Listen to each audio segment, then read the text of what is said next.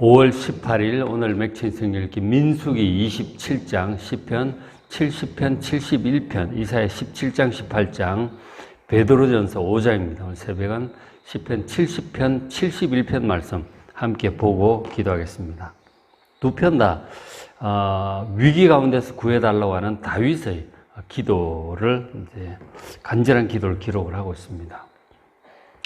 시편 70편을 이렇게 보면 이 70편은 5절 되는 짧은 시편이에요. 짧은 시편인데 같은 내용이 어디 나오냐면 시편 40편 끝부분에 나와요. 시편 40편 끝부분 내용하고 이제 똑같은 거를 이제 따다가 이렇게 독립시편으로 이렇게 한 거죠.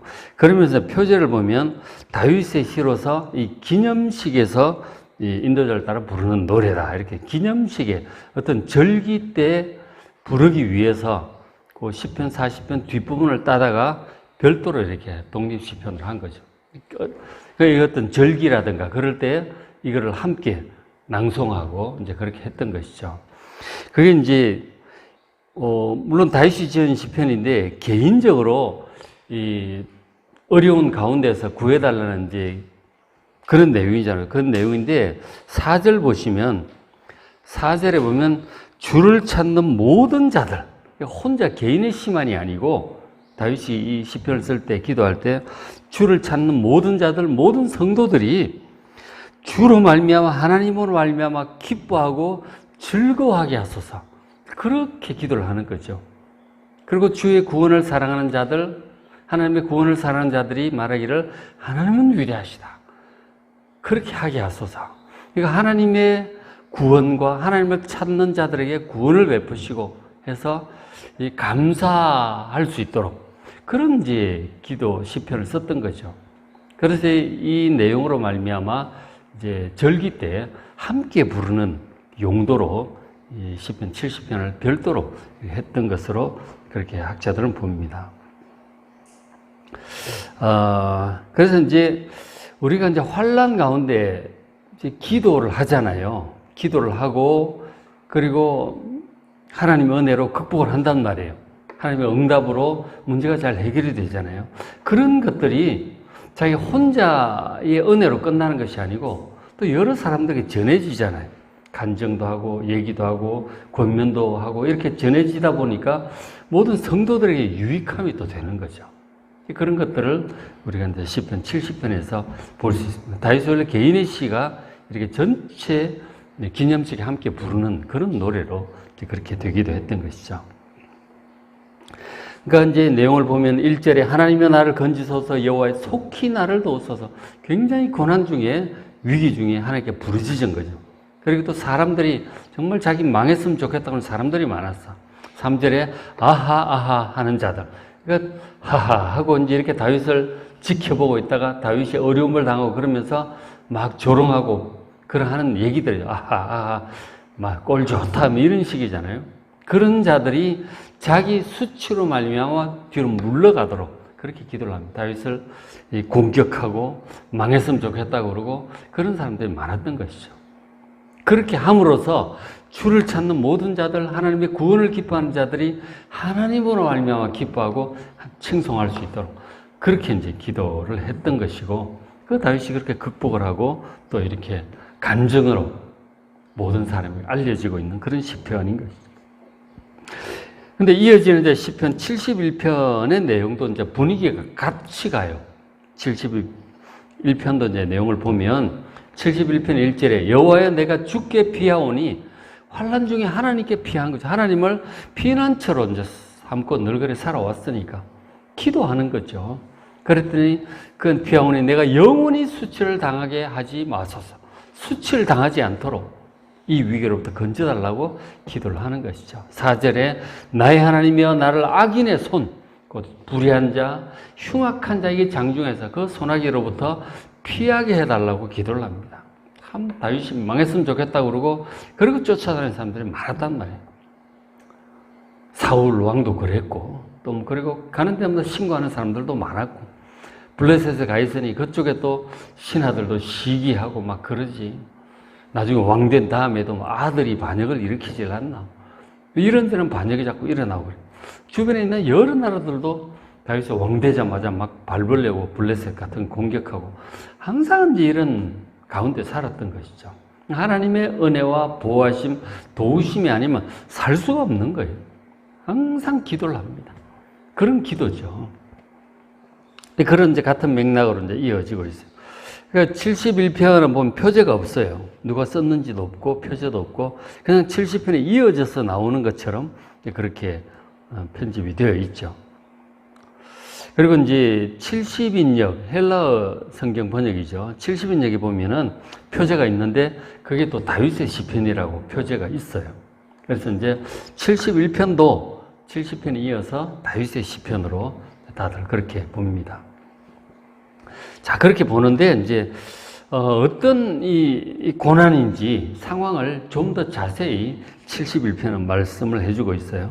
그러니까 좀 더 기니까 내가 그럼 자세히 좀 나오죠. 어떤 상황 가운데 이런 원수들로 지켜달라고 그러고 수치당하지 않게 해달라고 구해달라고 기도를 했는가 보니까 이제 71편 9절에 보시면 늙을 때에 나를 버리지 마소서 그렇게 기도를 해요. 아, 이게 이제 다윗이 늙을 때 한 기도인가 보다 우리가 좀 알 수가 있겠죠. 내 힘이 쇠약할 때 나를 떠나지 마소서. 쇠약해졌어. 그리고 내가 18절에도 보면 하나님이여 내가 늙어 백발이 될 때도 나를 버리지 마소서. 그렇게 기도를 하죠. 전반적으로 볼 때 다윗이 노년의 위기 가운데 하나님께 드렸던 기도로 볼 수 있겠습니다. 그래서 이제 다윗이 나이가 좀 많아졌어요. 나이가 많아졌고 건강도 약해져서 어렵잖아요. 그런데도 불구하고 여전히 원수들이 다윗을 엿보고 있습니다. 아마 그 다윗 노년에 아들 압살롬 왕자의 반역으로 도망 다니고 막 그랬잖아요. 거의 뭐 죽을 뻔하고 그랬죠. 그때 혹시 지은 시편인가 그렇게 짐작을 해볼 수도 있겠죠. 어쨌든 노년에 좀 편안해야 되는데 노년에도 지금 마음을 놓을 수가 없어요. 이 다윗 왕도 그 의로운 왕 다윗 왕도 그렇다니까 노년에 편안하질 않아요. 이런 기도를 노년에도 하고 있는 거죠. 하나님, 늙을 때 나를 버리지 마시고 쇠약할 때 나를 떠나지 마소서. 내가 백발이 될 때도 나를 버리지 마소서. 그렇게 기도를 하고 있는 것이죠. 사실 이제 다윗이 그 앞에도 고백을 하듯이 그래서 이제 그 사이에 13절 보면 내 영혼을 대적하는 자들이 있는 거예요. 이 노년에. 수치와 멸망을 그들이 당하게 하시고 나를 모해하려 하는 자들에게는 욕과 수욕이 덮이게 하소서. 그렇게 탄원하는 기도를 하고 있습니다. 그런데 이제 다윗이 그 앞에 71편 5절에 보면 그런 고백을 해요. 주 여호와여, 주는 나의 소망이시오. 내가 어릴 때부터 신뢰한 이시라 하는 거죠. 어릴 때부터 다윗이 믿음이 좋았어요. 시편에도 보지만 어릴 때부터 양치기 하고 막 그랬잖아요. 형들 따라다니고. 옛날에 무슨 초등학교, 중학교, 대학교 이런 게 없었잖아요. 공부 별로 못하고 다들 살던 그런 때였던 것이죠. 그러니까 보면은 지금도 가난한 나라들 보면 아이들 그 몽골이나 이런 데 보면은 학교고 뭐가 없잖아요. 그러니까 부모, 형들 양치는 데 같이 따라다녀요. 그러면 양치는 거 어릴 때부터 배우고 그렇게 하는 거죠. 다윗도 이제 그렇게 했겠죠. 물론 이스라엘 사람들은 율법을 어릴 때부터 배우기도 하고 이제 그렇게 하는 게 좀 낫지만. 그래서 어쨌든 이 다윗은 어릴 때부터 하나님을 잘 믿었어요. 양치기 할 때도 기도하면서 하늘의 별을 보면서 창조하신 하나님도 찬양도 하고 그렇게 자랐던 것이죠. 어릴 때부터 믿음이 참 좋았다. 지금 우리도 보면은 불신자들도 있지만 아주 어릴 때부터 유치부 때부터 주일학교 다니고 이런 성장을 하죠. 저도 이제 모태신앙이니까 어릴 때부터 주일학교 이렇게 생활하면서 컸거든요. 어릴 때부터 하나님을 다윗도 신뢰했던 것이죠. 믿음이 참 좋았어요. 그러면서 더 나아가서 6절에는 내가 모태에서부터 주를 의지하였으면 그야말로 모태신앙임을 지금 얘기를 하고 있죠. 이스라엘 백성들이 다 그렇잖아요. 다 하나님을 섬기는 백성들이니까. 모태에서부터 주를 의지했고 나의 어머니의 배에서부터 주께서 나를 택하셨사오니 하나님께서 그렇게 택하신 거예요. 나는 항상 주를 찬송하리다 하고 이제 그렇게 얘기를 하는 거죠. 지금 노년의 환난 가운데서 이렇게 먼저 고백부터 해요. 평생을 내가 신뢰하고 의지한 그 하나님, 내가 찬송합니다. 그러면서 이제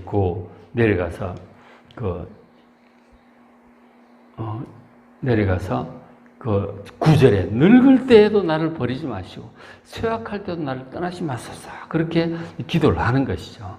평생을 의지하고 섬겼지만 노년이 되었어. 이런 고난이 있는 거예요. 참 안타깝지만 어쩔 수 없는 것 같아요. 그래서 사실 그냥 노년이 되면은 뭐 이렇게 사람들이 미워하고 공격하지 않아도 고난이 많잖아요. 건강도 떨어지고 기운도 없고 돈도 없고 사람도 떠나가고 그렇게 되잖아요. 그런 가운데서 정말 하나님을 의지하는 것이죠. 이 다윗이. 그렇죠? 어릴 때부터 의지한 그 다윗, 평생 의지하고 노년에도 지켜달라고 기도를 하고 있는 것이죠. 그래서 이제 다윗이 14절에 보면 그런 이제 노년에 되었어도 이런 고난으로 참 힘들지만 그런 하나님을 원망한다든지 의심한다든지 그러진 않아요. 믿음은 굳건해요. 힘들지만 이런 일을 당하는 것이 참 힘들지만 그래도 하나님을 향한 믿음은 늘 굳건합니다. 14절에 나는 항상 소망을 품고 이런 환난 가운데 날 공격하는 노년에 공격하는 무리들이 있음에도 불구하고 항상 소망을 품고 있어요. 하나님의 그 구원 그걸 바라보면서 영원한 하나님 나를 바라보면서 소망을 품고 있어요. 주를 더욱 찬송하리다. 환난 가운데서도 찬송하는 거예요. 15절 내가 측량할 수 없는 주의 공의와 구원을 내 입으로 종일 전하겠습니다.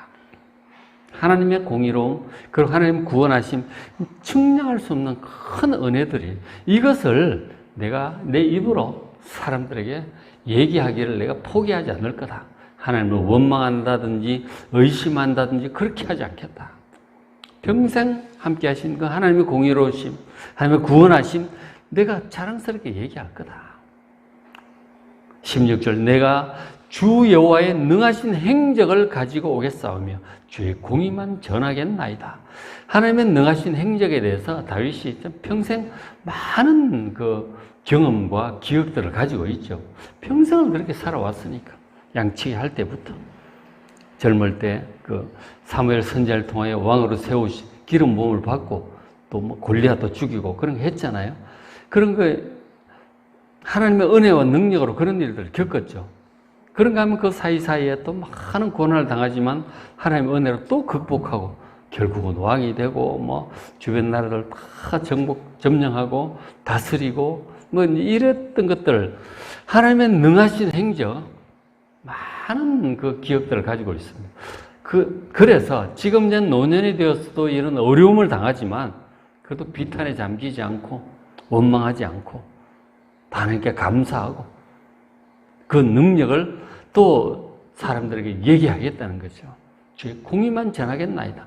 하나님이 뭔가 잘못하고 계신 거 아니냐 그런 얘기 하지 않고 하나님의 공의로우심, 구원하심, 그 능력 내가 죽을 때까지 전하겠다고 결심을 하고 있는 것을 보게 돼요. 근데 우리는 참 약하죠. 약해서 이제 좋은 일이 생기면 감사하지만 어려운 일이 생기면 원망 불평이 또 나오고 하나님 이러실 수 있느냐? 내가 평생 하나님을 어떻게 섬겼는지 이러실 수 있습니까? 뭐 막 그런 얘기도 하잖아요. 다윗은 그렇게 하지 않겠다는 거죠. 참 믿음 좋죠. 중심이 아주 굳건함을 보게 돼요. 항상 하나님의 이 구원이라고 하는 소망을 품고 더욱 찬송하겠다고 하는 이 결심을 아주 확고하게 보여주고 있어요. 그렇죠? 그래서 그런 결심 가운데 또 이런 확신이 있죠. 20절에 우리에게 여러 가지 심한 고난을 보이신 주께서 이 세상에 고난이 있어요. 그리고 우리 속에도 죄와 흙물이 평생 남아있는 거예요. 완전한 자가 없어요. 없어요. 허물과 부족함이 있기 때문에 우리가 또 고난도 또 당하게 되고 또 그런 거죠. 그래서 하나님께서 이런저런 이유로 여러 가지 심한 고난을 우리에게 허락을 하시는데 그 하나님께서 우리를 다시 살리실 것이다. 전에도 살리셨듯이 다시 살리실 것이고 지금은 내가 땅 깊은 곳에 이렇게 빠지듯이 어려움에 처해 있지만 예를 들어서 압살롬 반역을 당했다든지 그런 가운데 있지만 다시 이끌어 올리실 것이다. 전에도 그렇게 하셨다시 이번에도 이끌어 올리실 것이다. 그렇게 하시고 21절 나를 더욱 창대하게 하옵소서.